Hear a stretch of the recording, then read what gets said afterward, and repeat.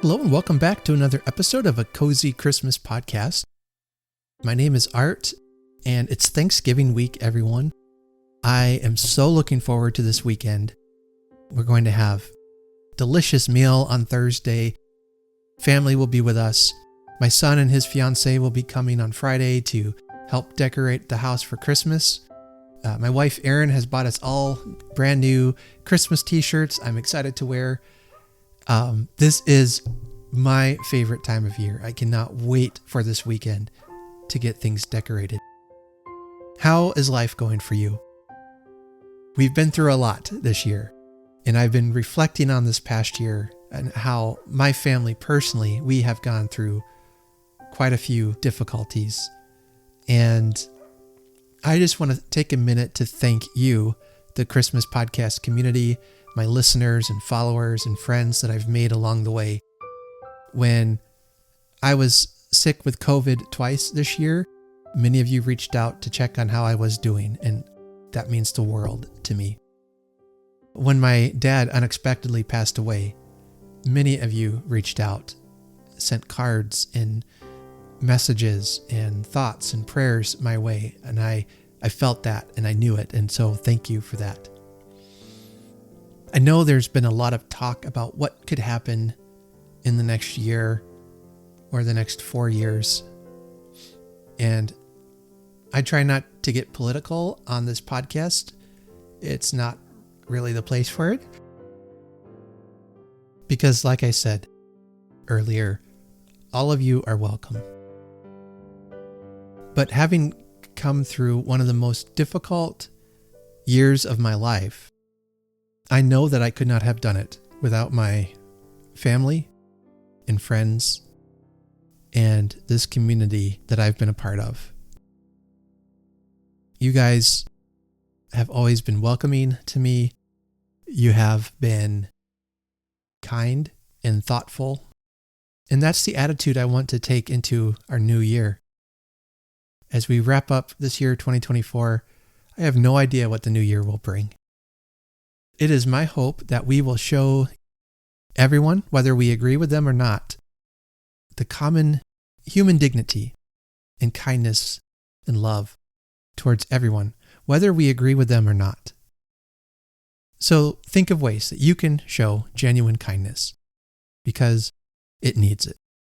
That's my little Thanksgiving speech. I'll be done now.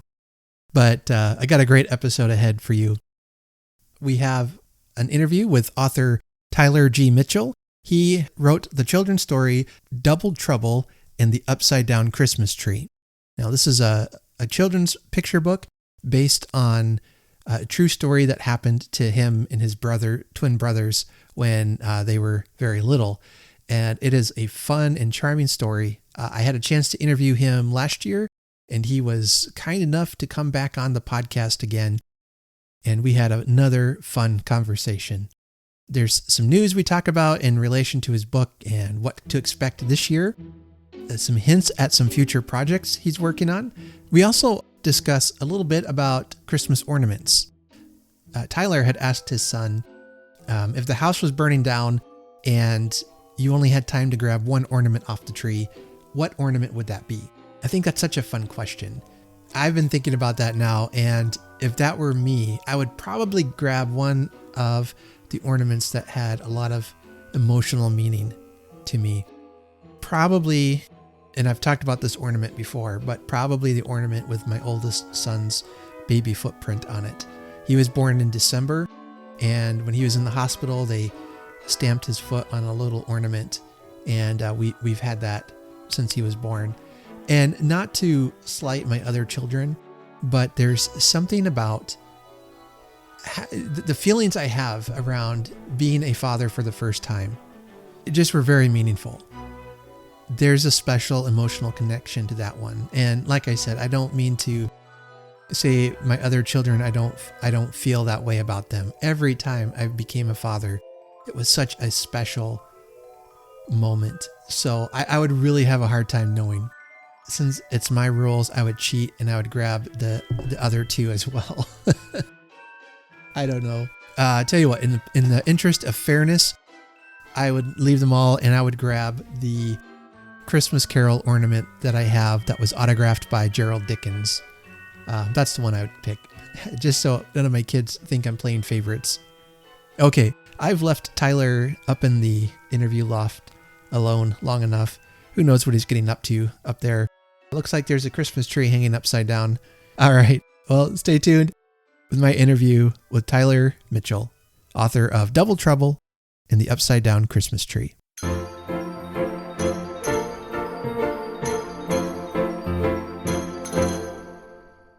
My guest today is a returning guest. It's Tyler Mitchell.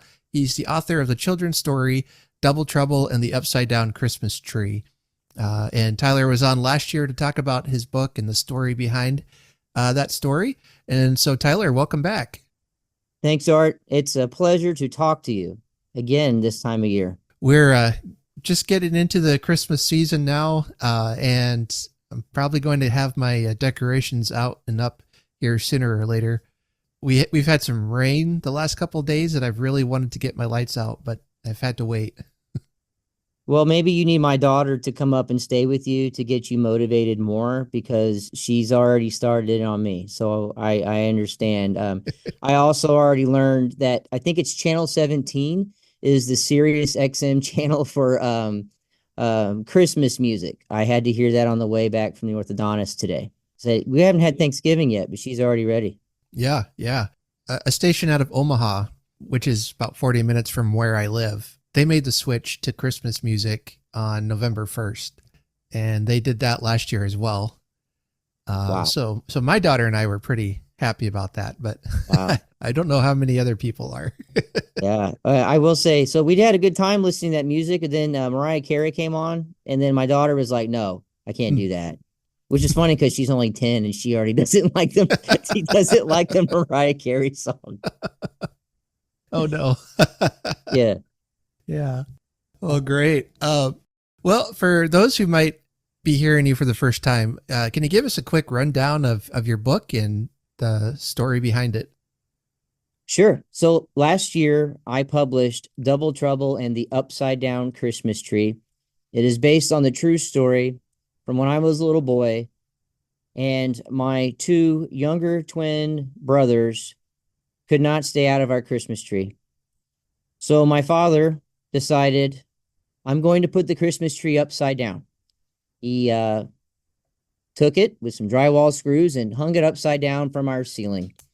And that kept my brothers out of it. And the book really kind of chronicles the day by day of what it was like leading up to the tree going upside down, and what it was like, of course, once the tree was free from little hands and hanging from the ceiling. And it is based on a true story. I do have the original video footage of when we were interviewed by the local TV stations in the Evansville, Indiana area, down at the very bottom of Indiana on the Ohio River. Mm-hmm. I waited several years to finish that book because I couldn't find the footage, and I finally found it, and the rest is history, because I had to have that video to really complete it. I didn't think anybody would believe me. And we released it. We had a good year. Did a Christmas parade, went to several schools and shared our story with several different schools, and had a great time. And I've already been planning for Christmas even before you, Art, because Christmas for me is really busy. And so my Halloween really is kind of evolved in like to a Christmas feel, because it's like, what will we do with the book this year? You have to start in October. So, and it's really great to be back. I love what you do. And it's sharing this story with people. It's a great place to do it. So it's good to be back. Well, glad to have you back. And again, it's a book I'd recommend for folks. Really great illustrations, a fun story. And I know it's one that families could read over and over again. As a dad, I remember reading to my kids when they were younger, and there were some stories you just read all the time, over and over. Those were the fun ones. As you're looking forward to this coming fall or coming Christmas season, what are some new things you're planning with the book? And I assume you're going back in schools and stuff as well? Yes. I have a couple schools. My hometown gets special treatment and the surrounding schools there, obviously. Hmm. because it's a book about home and it's bringing it home. So we are doing some there, and I have a couple in the Indianapolis area. That's where I live now, in the Indianapolis metro area that I'm trying to take care of. And I'm also trying to experiment with some of the what we're doing right now through Zoom and so forth. I can be animated and fun and exciting. I guess that's what I am. I can do that when I read the book as well. I'd like to probably try to do that online as well. One thing that I did release is on my website, actually. I haven't talked about it a whole lot because I've just been busy, but we released a activity book. It's really cheap. It's like $3. You can download it. I just had a lot of people ask me, "Do you have anything to color?" When I would go to events, they would want, like you said, Hmm. it's full of illustrations, and the kids would want to color them. Some of the teachers would ask me, "Do you have anything?" And I thought, well, if someone's asking me for all these things, maybe we need to make it. So it's like 13 pages. You can color pictures that are straight from the book. There's a really cool picture where you have to draw on the plate what you eat for Christmas. Hmm. There's an ugly sweater picture where it's me as a little boy, where you have to draw the ugly sweater. That's on there as well. So right now Yeah. it's interesting, promoting what happened in the past with the book and then talking about new things. That's new for me because it's only been out for a year. So really trying to make it make sense for everyone and promote the book more. Yeah, I saw that activity or the activity work on your website, and I was curious about that. So that's great. A companion piece Yeah. to it. Yeah. Yeah. Yeah, and I'd like to touch on too that and we've discussed this before, is I'm a self-published author. So Mm-hmm. I own everything. I own the marketing behind it. That's me. Coordinating with Brian, who does wonderful work. That's me. Finding Brian, that was me. The layout, that was me. The title, all of it, was me. So coming up with that activity book, that was something that was work on the couch, asking one of my proofreaders, my daughter, to tell me what she thought, my wife, who works at a school. Mm-hmm. And for the listeners out there, if you hear me say we a lot, it's because it really is the approach I have with all these things is I don't do it on my own. I have to have Right. people help me out for sure. Right. Yeah, and it sounds like your family is behind you all the way. Yes, 100%. Yeah. Yeah. One thing you shared with me, if you'd like to share with the audience, is that through publishing this book, it's been able to create some wonderful opportunities for you and your family, including recently a Christmas parade in this last year. So what happened with that? So someone out there can correct me easily on this probably, but where I grew up and where the book is based is Boonville, Indiana. Like I said earlier, it's right on the Ohio River with Kentucky. We in Boonville, we have the oldest Christmas parade in the state of Indiana, and I maybe it's been 80 years now, but I knew I had to do it. You can see the pictures on my website or Facebook of what that looked like, but my friend, Chris Martin, there you go, Chris. Thank you. He found a way to take an old tree and hang it upside down from on his trailer while we went through the city of Boonville, and it was just great, for him to be able to do that. It really was a tree upside down. What was funny is when people were on it, everybody's looking at us like, "What is that?" And then they would see the sign of our book at the end of the float, and they're like, "Oh, okay, okay, it's a book." Because first impressions, like, why are you have a tree upside down? So that was a lot of fun. The other thing with that too is, so my parents aren't together anymore. In the book, everyone is together. It's my two brothers, my mom, my dad, and me. And I think it was neat that everybody was on the float with I say float, it was a trailer, a long trailer. We were all on that together for this. And it was really, we're not really together that often and that much, that tight of a space. And there was no hesitation for the whole family to, hear me go, "Hey, the parade is on December 7th. You all want to do it with me? It's promoting the book. We're going to throw candy at kids. I mean, to kids, not at kids. We're going to throw candy to kids. It'd be really great to help me promote the book." And without hesitation, everybody said yes. So, my parents, have they're divorced, but they have a normal relationship with that. But it was a pretty tight quarters for all of us, and that was kind of neat that Mm-hmm. we were able to do that. So we're looking forward to it again this year. I did put out the word. I said, don't know the date yet. Can you all do it? And everybody said yes. Mm-hmm. So I think it is my book, but everybody has a piece of it. We remember it and we enjoy it. And it's a way for our family to, I guess you could say, tell our story. So I had to just text my sister real quick because she used to live in Boonville, and she and her husband did. So I asked her about the Christmas parade, Uh-huh. and she said, they had one. She said it was the oldest continuously running Christmas parade. There we go. So yeah.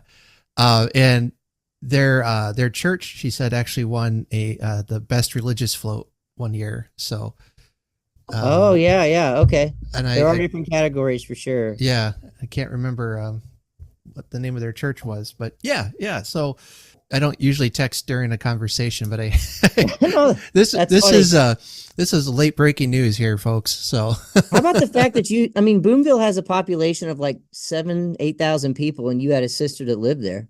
I mean, come on, yeah. that's crazy. Yeah, I think I learned a few lessons at the parade, and she might be able to speak to this too. You really want to look at where you're going to be placed in the parade Mm-hmm. because a lot of people bring wildlife, maybe like horses.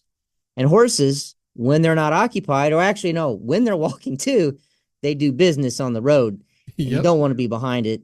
But hey, things happen. Let me give you my second thing about Christmas parades. See, is this the Christmas parade segment for the show? Okay. Sure So, is. um, you've got to bring enough candy. You and Mm. then so there's like a whole science to this. I really didn't know this, but you have the route, you have the candy, then you have to figure out how many people are throwing candy because they will deplete your candy sources way before you need to get to the finish line. And then, Art, you know what it's like halfway through a parade and you're out of candy and all these kids are staring at you? You know what? I mean, oh my gosh. Yeah. It was so one of my brothers, I think one of my brothers jumped out and started grabbing candy that was on the streets just to give us like a few little scraps to throw out. I mean, it was just bad. But Oh there was so no. much on the roads, it was ridiculous. But Yeah. we learned a lot, so I saved a lot from Halloween. I bought some early. I asked neighbors, "Hey, you got any extra candy? Bring it here. Bring it to me. I will use it. I don't care if there's a pumpkin on it. I have to have more firepower to go out. So those are Yeah. my two lessons that I learned. Okay. Placement and candy. So Yeah, yeah. that's really great. In Iowa That we could be a book, I that suppose. could. Hey, we've got the sequel we're working on right now. Here we go. Yeah, yeah. Where I live, I don't think there's any Christmas parades around, and I would love to go to one. Because we usually have like a 4th of July parade, and Sure. I I don't know. I remember them different when I was a kid because all it seems like now is just tractors and fire trucks, and that's it. And maybe the occasional. This year the school had some floats, with supposed to have different themes, but maybe it was was it the middle school or the high school? All their float was a platform being pulled by a car, and all the students sitting on it were just looking at their phones. That Oh was my it. gosh. They weren't Wow. even. They literally phoned it in, I guess. Oh, that's funny. Phoned in. But yeah, I don't know. I would like to see a good Christmas parade. I'll have to keep my ears open. I mean, you can trek over to Indiana if you want. I don't know. I think that's I-74 you would take. I'm not sure. Yeah. Yeah. I've actually been to Boonville, I think, just once.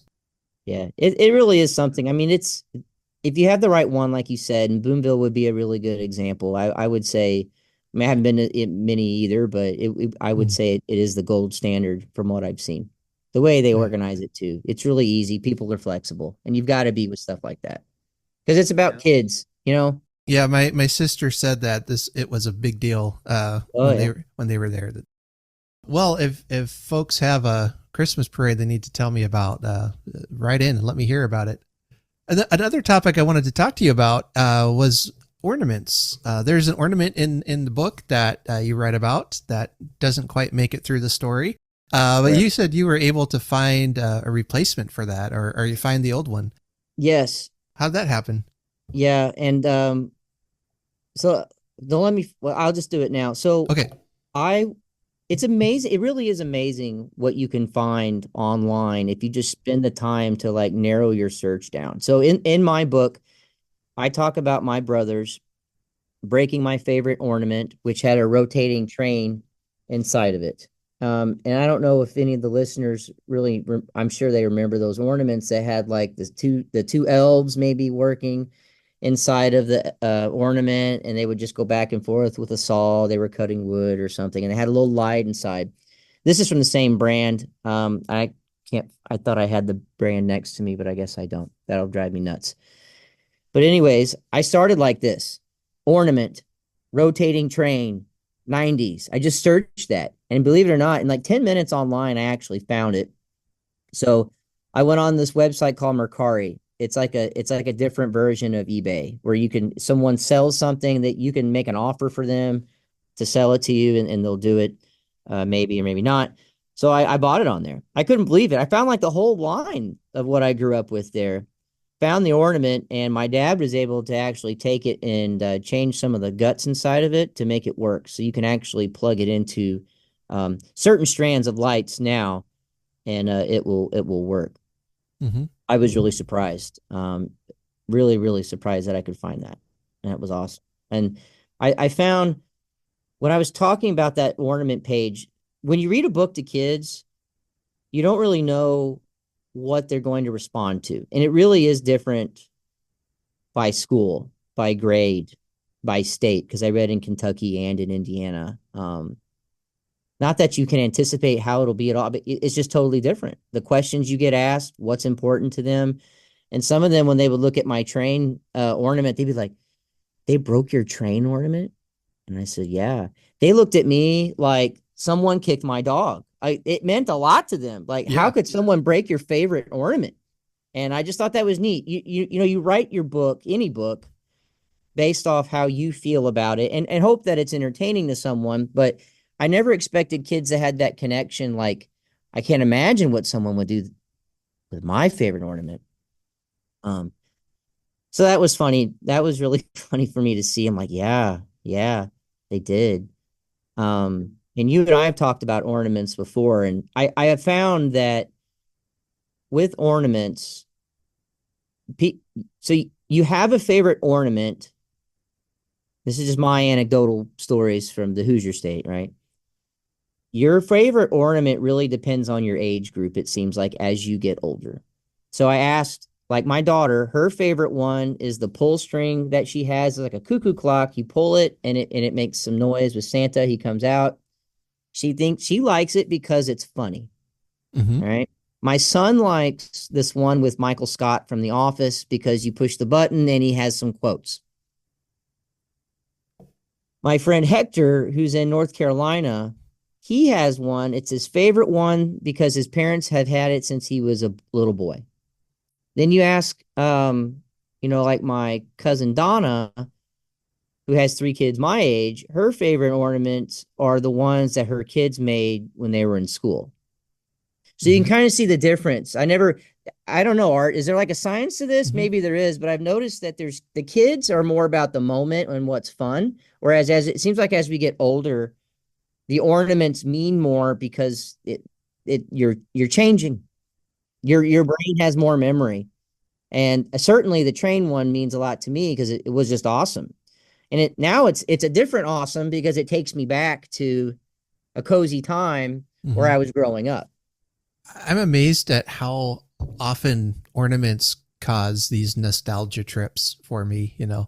Yeah. Whether I see one in the store, most of the ones on our tree are either homemade from the kids or ones we got in memory of something or of a trip or something. And then it's like, oh, you remember that trip we took? Or, the ones, and I'm sure I've said this before, but The ones that make my wife cry are there's one. Our oldest son has a little footprint that was put on an ornament. He was born on December 12th, so the hospital put ink on his foot and pressed it on an ornament. I have another one where my other son had his hand painted, and he grabbed an ornament so that there's the handprint. And then comparing these little footprints and handprints to the size they are now, it's like, oh no. Yeah. That was a long time ago. I can see why that brings tears. Oh Yeah. yeah. We have one from of my daughter. It's a clip of hair. When she was much younger, she had this little clump of hair on near her on her the back of her head that curled. Like the rest of her hair was straight, but there was just this one branch that just curled. So when she got her first haircut, Erin clipped that curl off and kept it in an ornament, and it's really sweet. Yeah, I remember the curl thing, and I can see that being sentimental because I think I remember my wife saying something like her curls are almost gone. Yeah, And your daughter is your youngest? Is that youngest. right? Hmm. Okay. Yeah, yeah. Yeah, she's still in school. My other two are done. So I'm getting more and more gray hair in my beard, and before you know it, I'll be playing Santa. So You're not Santa? that's a secret. I think you're right about the nostalgia too, because I mean, like I shared those examples. I actually texted some people to get these responses, and I'm Mhm. noticing this. And then I even framed it for my son. Okay, the house is burning down. You can only take one ornament back with you. What's the one? And he looked at me like I don't Michael Scott one. Like, okay. But if I asked him that later, I'm curious what he would say and Mhm. why, what's the reasoning. So, it's just human nature, I suppose. Mhm. But ornaments have certainly evolved since you and I have gotten older, haven't they? Like there Yeah. wasn't any there I don't remember any push the button and you had quotes come out of a ornament. No, no. In fact, both my parents and my wife and I made a point of not getting noisy ornaments or toys or things. Just we don't need more noise in our life. Yeah, yeah. No, I understand it because the little kids are like pushing it over and over Uh, and over. well, little kids and maybe a dad. Yeah, that's not, I won't lie. It's like that ray gun that your in-laws buy you. It's like, oh Hmm. great. Hmm. I will have a great time with this. Thank Yeah. you. I did look up, it was very quick. I just typed it. It's a light and motion ornament. I went to Google and typed in again, rotating train 90s ornament, and there it Hmm. is. Chances are you'll find it. It won't work, but you can probably fix it. Hmm. So I did find that. Yay. And I was really happy with my illustrator being able to capture that. I sent him a picture of that, and Brian did an amazing job showing what that looked like broken. It was Mm. great. Yeah. I'm sure I mentioned this last time, but the illustrations really are fantastic. Yeah, he was a find. So when I went around and read the book, um, there's so much you plan for, and there's so much that you just don't know about. Well, one thing I'll say that I learned that really helped was I would go to some schools and I would read to every class for a grade. Well, if I go somewhere and I do pre-K, kindergarten, first grade, second grade, that's a lot. It's a lot of reading. And at first it wasn't a big deal, but boy, that was exhausting. Like I don't know, there's something about you're not just reading a book. You're trying to be enthusiastic about certain things and then talk like this and get the kids like, oh. And boy, did that really wear you out. I tell you, you never, like I said, it's very diverse where you read, and you never know what someone's going to ask you about. Like I had some of I don't know what they were, what kind of questions, crazy, what, but I had a boy ask me once, what was your house number? And I looked at him and I said, you mean like my address? Like what was my house Hmm. number? Keep in mind, this is like a second grader. I'm Hmm. overwhelmed that I'm like, well, I don't know what he means. And I said, 428. Oh, okay. And I said, do you know Boonville? He said, no. Okay. He just wanted Huh. to know. Yeah. Okay. Well, I'm glad I think, yeah. Well, and I said, well, you gotta keep going. Like, okay, well, what's yours? Five, Uh-huh. 5, 4, 2. Oh, okay. All right. You like where you live? I don't know where this is going. It's kind of cool. One boy asked me once because I said, so in the book, my brothers knocked down the tree and they dragged it into the living room. And I had Hmm. a boy ask me, what's a dining room? And I had to process that one, Art, because I was just Yeah. like, what's a dining room? And then my mind's spinning, what else could a dining room be? I don't know. I really don't know. I don't. So I said, well, it's a place where you eat a meal. And he's Hmm. like, huh. Well, then it kind of made me sad because I was like, well, does this poor boy not to get, do they not get to eat a meal just, you know, Mm-hmm. at a table? I didn't have to go into that, but you gotta move on. But that's what I was thinking about. And then kids love to tell you what they have in their lives. Mm-hmm. There's always a boy or girl goes at the end, I have two kittens because I have a cat in my story that gets stuck in the tree. And I'll Oh, go, you do? Oh yeah, yeah. They love to share their lives with you. So, and that's what it's all about. If you yeah. don't like hearing that stuff, you're not in the business for a kid's book. That's for Right. sure. Right. Yeah. Yeah, they do. And I don't, it's like the power of being able to identify themselves in the story, like, oh, I have that, or I've done that, or Yes. it really makes a moment for them.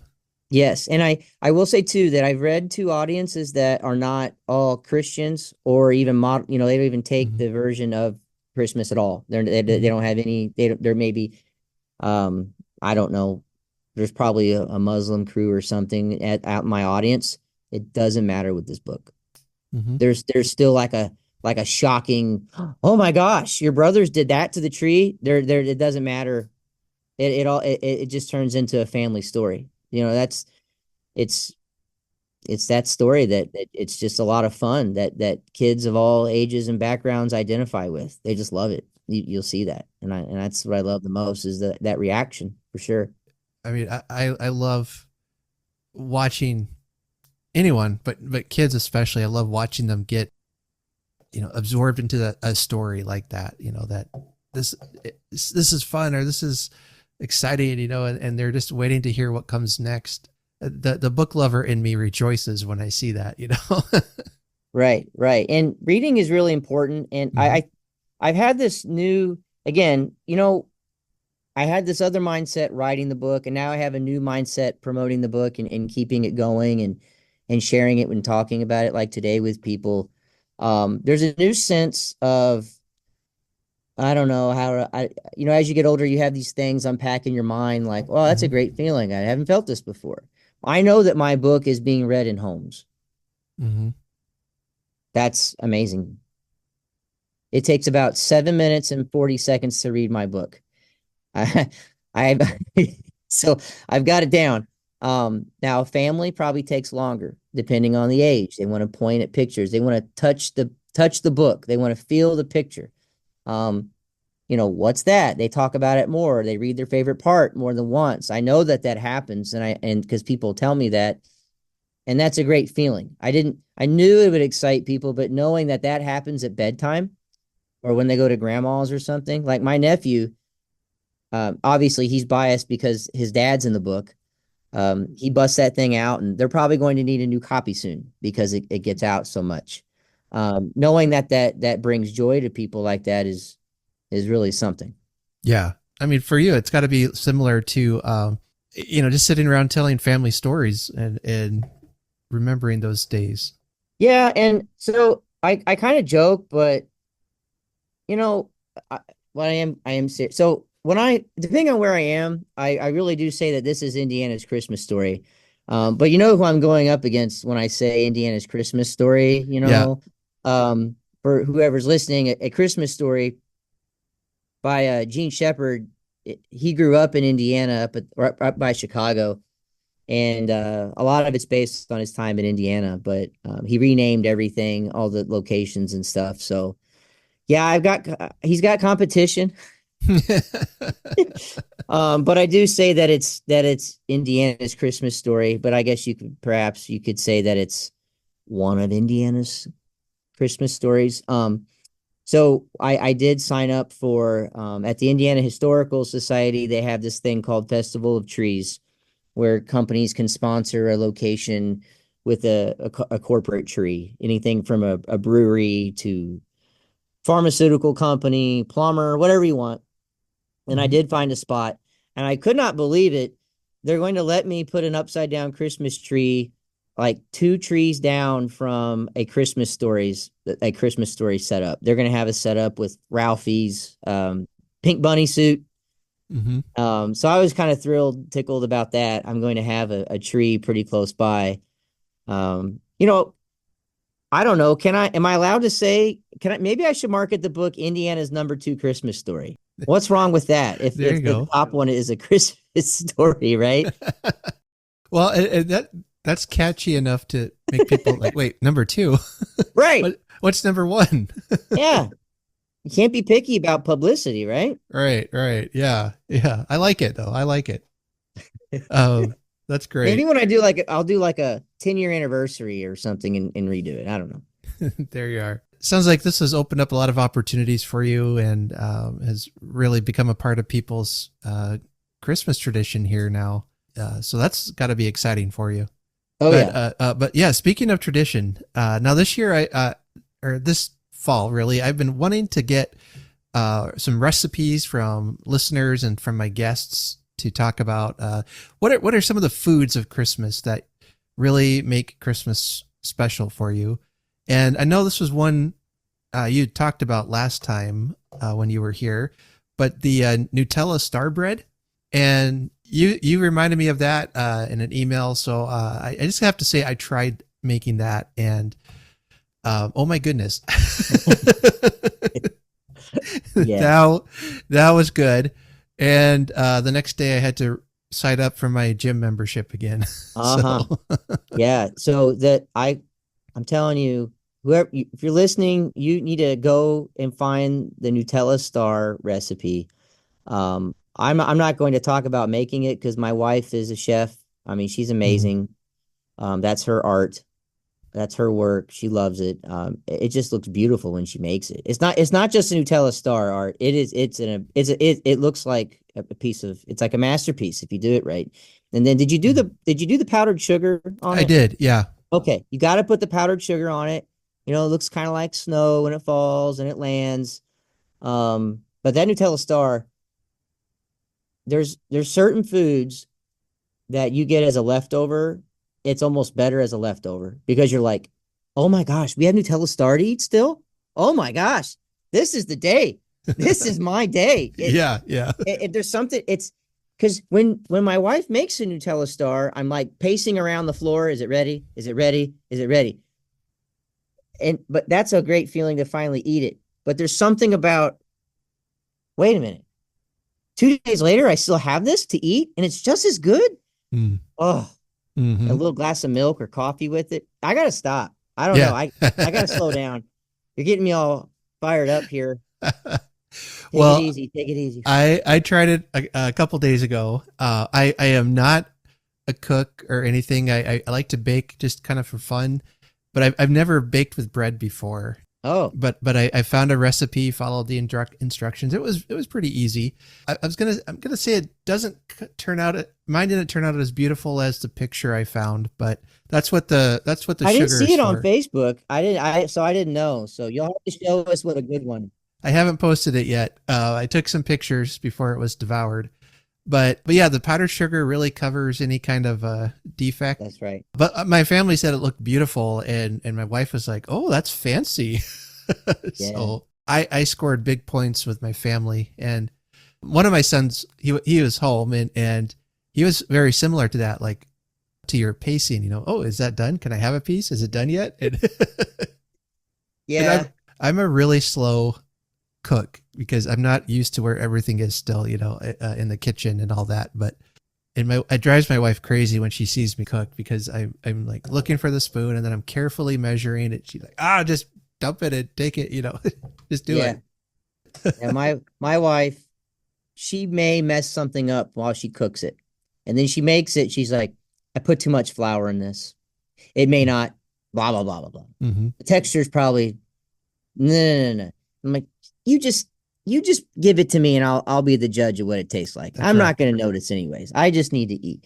When you perfect your art, if you Mm-hmm. will, art Mm-hmm. on making the Nutella star, you know, when it looks like that beautiful star, you will pause and you'll be like, I don't know if I can cut into this. It's beautiful, Mm. as you saw from some of the videos. But once you Yeah. get there, yeah, you'll want to take a picture. You'll be like, I did it. Yeah. Well, I will be sure to post. Probably by now I'll have posted it a picture, and I'll link a recipe that I used in the show notes. But I wanted to try it out now so I could make it again later Of in course. in the Christmas season. So this is the practice time we're in right now. So Yeah. Hey, I'm really good at eating practice food too. yep. No, nobody will complain about practice food to eat. I love cake shavings too.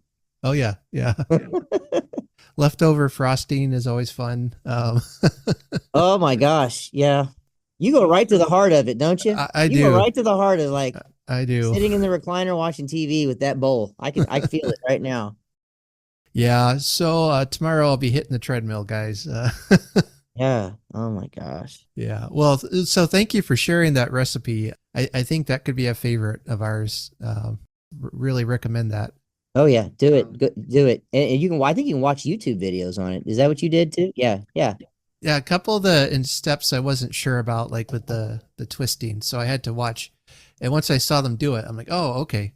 Several of the comments were, "It's going to look really ugly when you put it in the oven, but just wait for it to bake and it'll be fine." Yeah. Like, Yeah. okay. People are listening going, if they have no idea, they're like Nutella star wrapping? Oh, Like what? What are they talking about? They're probably thinking Patrick from SpongeBob looking thing or something. there you go. But yeah, it's basically this breaded sweetbread treat thing with Nutella in the middle and throughout layers. I don't know. I'll have a picture, you guys. It is beautiful.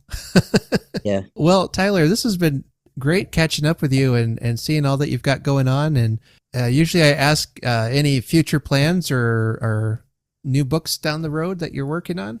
Well, there's always plans. There's too many plans, and I don't know how my wife's still with me because I always have something going on. And I love my wife, and she loves me, and I know that because she has to sit and listen to these ideas all the time. But I have another book coming up. It's not Christmas, but I like I said earlier, I came off active duty in February, and I had to wait for full-time employment for a couple of months, and things changed. So my next book was delayed, but the next book will be about Double Trouble and myself getting our first dog. And it will be lessons about not feeding dogs junk food, um, not treating dogs like NASCAR cars and having fun with them like that, too much play. And you'll have a lesson on what yellow snow is. I did test the yellow snow theory piece of the story, and I got some good feedback on that, so there will be that. So it's pretty much done. I just need to get with Brian and do some illustrations. Um, but yeah, I think that's pretty much it so far.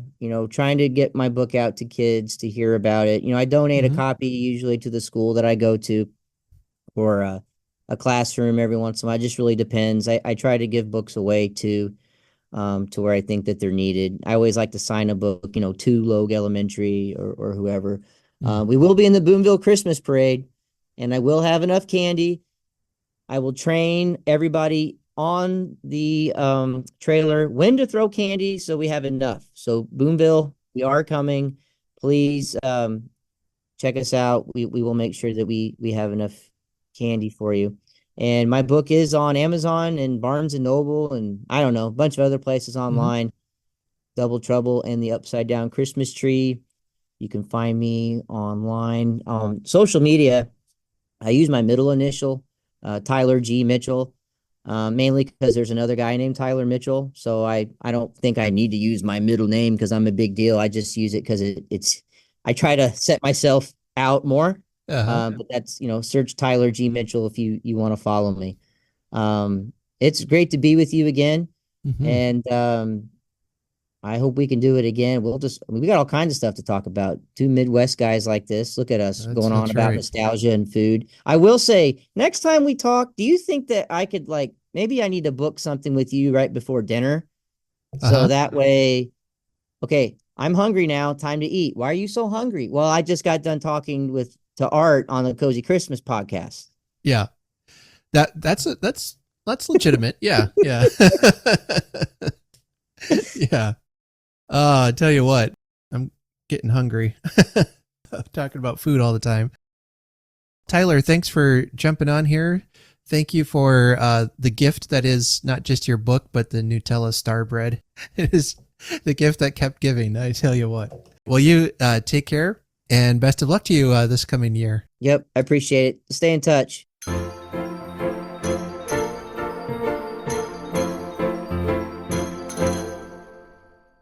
Thanks again for listening. And if you have not read his story yet, I'll leave a link in the show notes.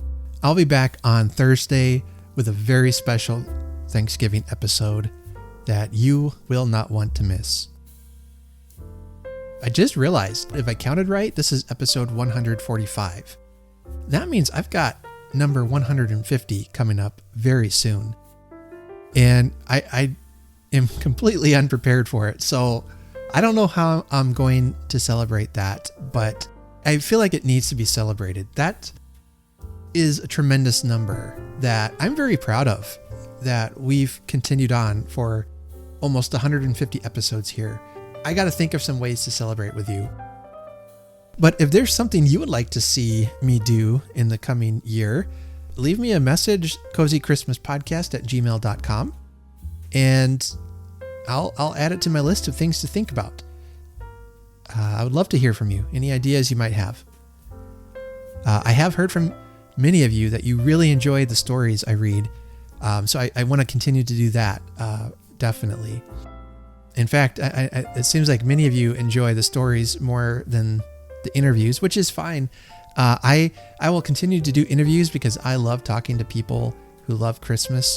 I love talking about Christmas year round. So when I find somebody willing to do that, man, I'm there. I'm there for that. One of the best ways you can help support this show is to share it online, share it with your friends, share it with your elf on the shelf. There are other ways you can support the show in a financial way. The links are in the show notes, and I'll be happy to send you a Christmas card and a sticker and bookmark. And so until next time, let us remember to honor Christmas in our hearts and try to keep it all the year. Have a very Merry Christmas.